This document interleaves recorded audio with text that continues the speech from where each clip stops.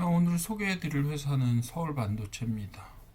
상한가 같죠? 미국에서 특허 소송 승리한 이슈가 터지면서 상한가를 갔는데, 어, 상당히 최근이라기보다는 뭐 장기간에 걸쳐서 굉장히 가격이 많이 떨어졌어요. 한 3분의 1 토막이 났는데요. 최근에 바닥을 만들었던 곳이 한 6,000원대라고 보시면 될 것 같아요. 그죠? 5,500원 정도라고 보는 게 정확하겠네요. 22,000원대부터 여기까지 떨어졌으니까 거의 한 40% 이상 그러니까 40%가 뭐야? 5분의 1 정도로 떨어졌다? 4분의 1 정도죠. 예.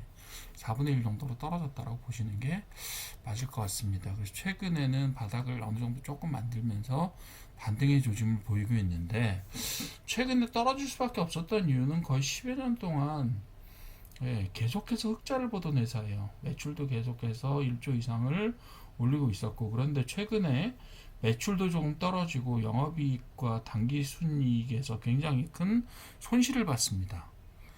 중국 업체와의 경쟁에서 상당히 가격적으로 밀리고 있다는 부분이 있는데, 이제 그 특허나 뭐 이런 쪽에서는 상당히 이 회사가 강점들을 가지고 있음에도 불구하고 역시나 가격 경쟁력 부분에 있어서는 조금 어려운 부분이 있었던 것 같아요.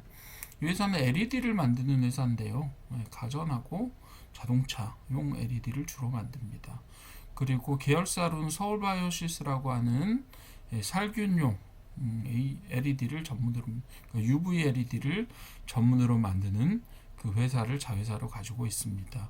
그 회사 역시 기술적으로는 상당히 탄탄한 회사로 세계시장 점유율이 제법 높은 기술적인 어떤 장벽들을 치고 있는 회사라고 보여집니다.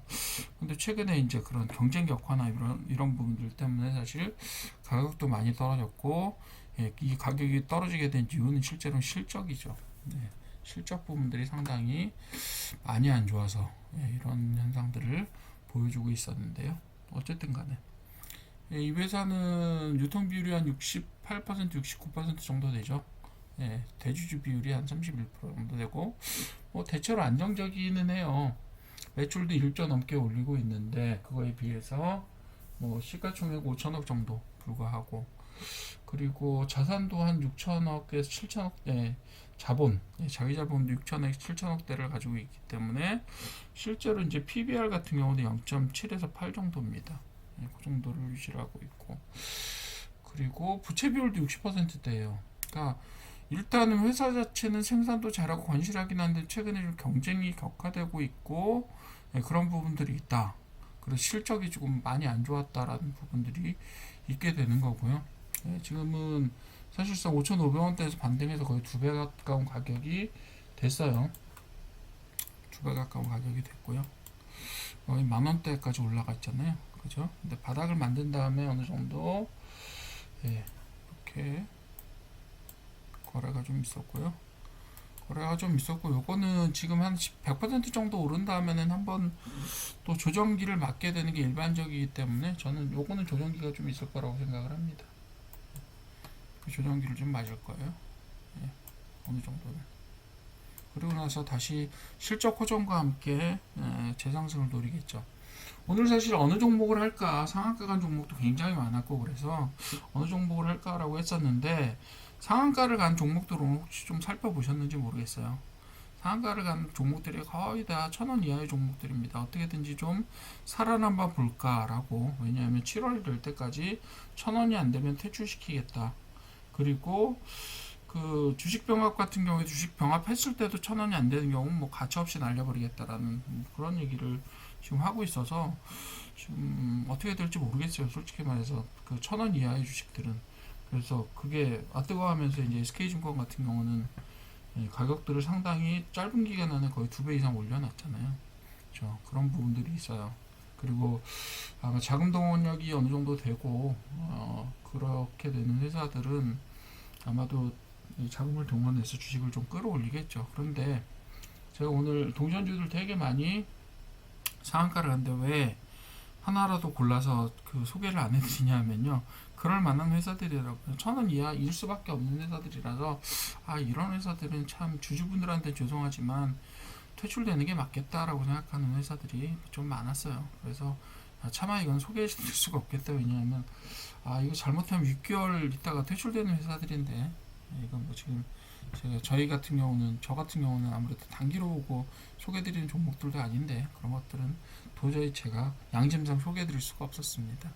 어쨌든 그 중에 서울 반도체가 최근에 상당히 좀 실적에 어려움을 겪고 적자를 보고 있긴 하지만, 어쨌든 기술력도 있는 회사고, 그래서 잠재적으로 어떤 형태로든지 기술 개발을 통해서 이 난관을 극복해내게 되면 지금보다는 훨씬 더 높은 위치에 가 있어야 되는 그런 부분들이 아닐까라고 생각을 해서, 서울 반도체를 골랐고요. 재무적으로는, 지금 일시적으로 한 2, 3년간 계속 적자를 보고 있다라는 것들을 제외하고는 재무적인 안정성이나 이런 부분들이 크게 문제가 되지는 않아요. 네. 특히 이제 부채 비율이나 이런 부분들이 60%대에 불과하고, 최근에는 조금 올라갔어요. 예, 최근에는 조금 올라가면서 한 80%까지 올라가긴 했는데, 어쨌든 간에 아직까지는 뭐 재무적인 안정성 측면에서는 크게 문제가 되지 않을 것 같은데, 어떻게 이 영업적인 상황들을 타개해 나가느냐, 결국 하는 부분들이 서울 반도체의 주가를 움직이는 중요한 어떤 모멘텀이 될 것 같아요. 그래서 결국은 이렇든 저렇든 간에 소문으로 기대로 올라가는 게 가격이긴 하지만, 어찌 이렇든 저렇든 간에 실적이 없다라고 하면 가격을 평가할 수가 없는 거니까요. 다른 종목들도 여러 개 있었어요. 사실은 뭐 좋은 종목들 많죠. 하나비전 같은 회사들 아주 좋은 회사잖아요. 근데 왜 안 했냐면 너무 비싸요. 예. 물론 뭐 다른 기술주들 요즘에 반도체 관련돼서 특히 TC 본딩을 하는 이 메모리 관련된 업체들이기도 하고, 그래서 가능성을 제가 보기는 봤는데 이게 너무 비싸더라고요.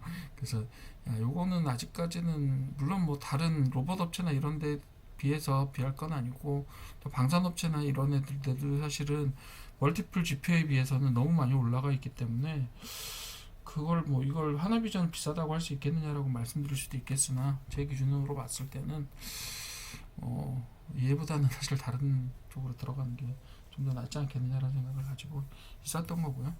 그래서 이제 하나비전 같은 경우는 다음번에 기회가 되면 또 다시 소개를 해드릴 거고요. 일단 서울 반도체 지금 상한가 간 거 가지고 하나 소개를 해드렸고요.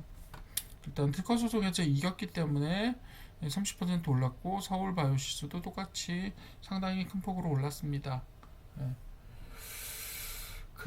그래서 일시적이긴 하지만 어쨌든 이 두 회사는 조금 주목하면서 실적이 좋아지기를 좀, 저는 우리나라 회사니까, 그리고 기술적으로 잘 나가고 있는 회사니까 좀 잘해줬으면 좋겠다라는 생각을 하고 있고요. 어쨌든 지금 단기적으로 되게 짧은 순간 안에 240에서 한꺼번에 뚫었죠. 이렇게 며칠 사이에 한 달 정도 규모 안에 240을 강력하게 뚫고 다시 단기선을 발판 삼아서 단기선에 딱 닿는 순간 어떻게 됐어요? 30% 튀어 올랐는데 거기 뉴스가 발생했죠. 뭐 이런 형태로 지금 발생을 하긴 했는데, 과연 이 30% 올라가는 것들이 지켜줄 수 있을 것이냐. 제가 볼 때는 11,000원 선까지는 어느 정도 상승할, 11,000원, 12,000원 선까지는 가능하겠으나, 그 점을 기준으로 해서 조금 조정기에 들어가지 않겠느냐라고 생각합니다. 실제로도 5,000원 선에서 8,000원 선까지 올라갔다가 다시 조정을 받았잖아요. 그렇죠? 그리고 다시 30% 뛰어 올랐는데, 여기서 어느 정도 조정받고, 살짝은 아래쪽으로 고개를 내렸다가 올라가더라도 다시 올라가는 현상을 보이지 않을까 싶습니다.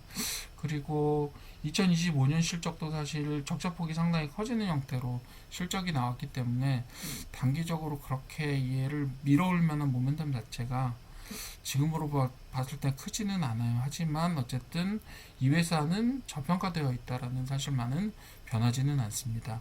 그러나 어쨌든 간에 실제로 수익을 내면서 단기 순이익을 내는 순간, 이 회사는 어느 정도 그 실적의 모멘텀을 발판 삼아서 올라갈 수 있는 영역들을 보지 않겠느냐, 이렇게 생각을 하는 겁니다.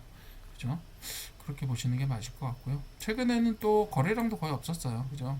거래량도 거의 없었지만, 여기서 작은 거래량을 무더기로 하나 만들고 오늘 강력한 거래량을 만들면서 올라갔습니다. 이런 부분들이 있었고요. 제가 볼 때는 요거는 조금 더 조정을 받을 가능성이 높다라고 보여지고, 예, 그거는 단기적으로 아마 올 겁니다. 예, 만 원대를 근처로 해서 만 원 왔다 갔다 하면서 한번 단기 조정이 온 다음에 그 다음에 주목을 한번 해주시면 될 것 같아요.